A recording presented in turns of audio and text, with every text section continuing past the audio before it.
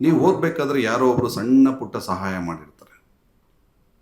ಆ ಸಣ್ಣ ಪುಟ್ಟ ಸಹಾಯ ಯಾರು ಮಾಡಿರ್ತಾರೆ, ನಿಮ್ಮ ಸಹಪಾಠಿ ಇರ್ಬೋದು, ನಿಮ್ಮ ಪಕ್ಕದ ಮನೆಯವರು, ನಿಮ್ಮ ಸಂಬಂಧಿಕರು ಇರ್ಬೋದು, ದಯವಿಟ್ಟು ಅವ್ರನ್ನ ನೆನಿರಿ. ನೆನೆಸ್ಕೊಂಡು ಅವ್ರಿಗೆ ಯಾವಾಗಲೂ ಒಂದು ಸರಿ ಫೋನ್ ಮಾಡಿ, ನಾನೊಬ್ಬ IPS ಆಫೀಸರ್ ಬೆಂಗಳೂರಿನಲ್ಲಿ ಇದ್ದೀನಿ, ಕೋಲಾರಿನಲ್ಲಿ ನಾನು ಓದಬೇಕಾದ್ರೆ SSLC PUC ಓದಬೇಕಾದ್ರೆ ಕೆಲವರು ಸಣ್ಣ ಪುಟ್ಟ ಸಹಾಯ ಮಾಡಿದರು. ಡುಮ್ಲೆಟ್ ಸರ್ಕಲಲ್ಲಿ ಗೋಡನ್ ಅಂತ ಇದೆ. ಆ ಗೋಡನ್ ಒಳಗಡೆ ಸ್ವಾಮಿ ಅಂತ ಕೂತ್ಕೋದ್ರೆ ಇಷ್ಟುದ ಇದ್ದಾರೆ, ಅವ್ರು ಕಪ್ಪಿಗೆ ಇದ್ದಾರೆ, ನೋಡಿದರೆ ಗೊತ್ತಿಲ್ಲ, ವಿನಾಯಕ ರೋಡ್ ವ್ಯಾಸ ಚಲಪತಿ ಗೋಡನ್ ಅಂತ.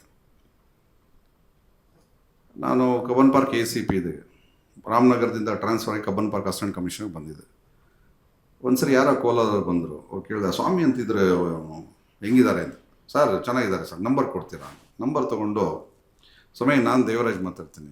ಅವ್ರಿಗೂ ನಂಬಲಿಲ್ಲ ಅವರು. ಸೊ ಮಾತಾಡಿ ಸ್ವಾಮಿ ಬೆಂಗಳೂರು ಬಂದ ಬನ್ನಿ ಸ್ವಾಮಿ, ಇಲ್ಲ ಬರ್ತೀನಿ ಅಂತ. ಅಂದರೆ ನಾನು ಯಾಕೆ ಇದು ಹೇಳ್ತಾ ಇದ್ದೀನಿ ಅಂದರೆ, ಆ ಮನುಷ್ಯ ಲೈಫಲ್ಲೇ ಎಕ್ಸ್ಪೆಕ್ಟ್ ಮಾಡಿರಲಿಲ್ಲ ನಾನು ಫೋನ್ ಮಾಡ್ತೀನಿ, ಅವ್ರ ನಂಬರ್ ಕಲೆಕ್ಟ್ ಮಾಡ್ಕೊಂಡು ಮಾತಾಡ್ತೀನಿ. ಆಮೇಲೆ ಒಂದು 2-3 ಘಟನೆಗಳನ್ನ ಅವ್ರಿಗೆ ನೆನಪಿಸಿದೆ. ನಾನು SSLCಯಲ್ಲಿ ಟ್ಯೂಷನ್ಗೆ ಬರ್ತಿದ್ದೆ ಈ ಕೋಟೆ ರೋಡಲ್ಲಿ. MVS ಮಾಸ್ಟರ್ ಇದ್ದರು ಮ್ಯಾಥಮೆಟಿಕ್ಸ್. ಸೊ ಆ ಟ್ಯೂಷನ್ ಬರಬೇಕಾದ್ರೆ ಕೋಲಾರಲ್ಲಿ ಉಳ್ಕೋಬೇಕಿತ್ತು ನಾನು. ಆ ಸಂದರ್ಭದಲ್ಲಿ ಅವರು ಭಾಳಷ್ಟು ಸಹಾಯ ಮಾಡಿದರು, ಅಂದರೆ ಉಳ್ಕೊಳ್ಳೋಕ್ಕೆ. ಅದೆಲ್ಲ ಅವ್ರಿಗೆ ಹೇಳಿದ್ಮೇಲೆ ಲಿಟ್ರಲಿ ಅವರು ಈ ಬ್ರೋಕ್ ಡೌನ್. ಸರ್ ಏನು ಸರ್ ನೀವು ಇದೆಲ್ಲ ಜ್ಞಾಪಕ ಇಟ್ಕೊಂಡಿದ್ದೀರಲ್ಲ ಸರ್. ಈ ಎಕ್ಸಾಂಪಲ್ ನಿಮಗೆ ಯಾಕೆ ಕೊಟ್ಟೆ ಅಂದರೆ, ಮನುಷ್ಯ ಸ್ವಾಭಾವಿಕವಾಗಿ ಭಾವುಕ ಜೀವಿ ಆಗಿರಬೇಕು. ಭಾವುಕ ಜೀವಿ ಅಂದರೆ ಯಾರೋ ಒಬ್ಬರದು ಬೆರಳು ಒಂಚೂರು ಕಟ್ಟಾಗಿ ಅಲ್ಲಿ ರಕ್ತ ಬರ್ತಾ ಅಂದರೆ ಅಯ್ಯೋ ಪಾಪ ಅನ್ನೋಂಥ ಈ ಮನಸ್ಸು ಮತ್ತು ಹೃದಯ ಮಿಡಿಯೋ ಮಟ್ಟಕ್ಕರ ನಾವು ಭಾವುಕ ಜೀವಿ ಆಗಿರಬೇಕು. ನಿಮಗೆ ಅಷ್ಟು ಹೃದಯ ಮಿಡಿತ ಇಲ್ಲ ಅಂದರೆ ಅವರು is unfit to be human being. ಅವನು ಮನುಷ್ಯರು ಆಗೋದಕ್ಕೆ ಲಾಯಕ್ಕಿಲ್ಲ ಅಂತಲೇ ಅರ್ಥ. ಅಷ್ಟು ಭಾವುಕ ಜೀವಿಯಾಗಿರಬೇಕು. ಆಮೇಲೆ ಇನ್ನೊಬ್ಬರ ಕಷ್ಟಕ್ಕೆ ಸ್ಪಂದಿಸಬೇಕು. ಆ ಸ್ಪಂದಿಸಿದಾಗ ಮತ್ತು ಕಸದಲ್ಲಿ ಆದವ್ರನ್ನ ನೀವು ನೆನೆಸ್ಕೊಂಡಾಗ ಆ ಕೃತಜ್ಞತಾ ಭಾವ, ಧನ್ಯತಾ ಭಾವ ನಿಮ್ಮಲ್ಲಿ ಬರ್ತದೆ.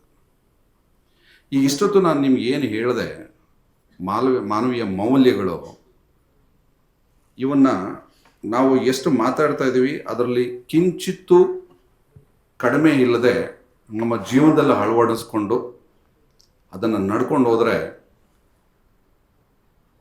ನೀವೇನು ಸಂಕಲ್ಪ ಮಾಡ್ಕೊಂಡಿದ್ರಿ, ಸಂಕಲ್ಪ ಅಂದರೆ ದೇವ್ರ ಮುಂದೆ ಕೈ ಕಟ್ಕೊಂಡು ಕಣ್ಮುಚ್ಚಿ ಕೇಳ್ಕೊಳ್ತೀರಲ್ವಾ, ನಾನು IAS ಆಗಬೇಕು, ನಾನು IPS ಆಗಬೇಕು, ನಾನು ಒಳ್ಳೆ ಲಾಯರ್ ಆಗಬೇಕು, ನಾನು ನ್ಯಾಯಾಧೀಶರಾಗಬೇಕು ಅಂತ. ಆ ದೃಢ ಸಂಕಲ್ಪ ನಿಮಗೆ ನಿಮ್ಮ ಪಾಲಿಗೆ ಬರಬೇಕು ಅಂದರೆ, ನಾನು ಇಷ್ಟೊತ್ತು ಮಾನವೀಯ ಮೌಲ್ಯಗಳು ಏನು ಹೇಳಿದ್ದೀನಿ, ಆ ಮಾನವೀಯ ಮೌಲ್ಯಗಳಲ್ಲಿ 100%ಅಲ್ಲಿ 1% ಕೂಡ ಕಡಿಮೆ ಇಲ್ಲದೆ, ಕಿಂಚಿತ್ತು ಕೊರತೆ ಇಲ್ಲದೆ ನೀವು ಅದನ್ನು ಪ್ರಾಕ್ಟೀಸ್ ಮಾಡಿದ್ರೆ, ನಿಮಗೆ ಇವತ್ತಲ್ಲ ನಾಳೆ ನಿಮ್ಮ ದೇವರು ನಿಮ್ಮನ್ನು ಬ್ಲೆಸ್ ಮಾಡ್ತಾನೆ. ಅರ್ಥ ಆಯ್ತಾ ಮಕ್ಕಳ?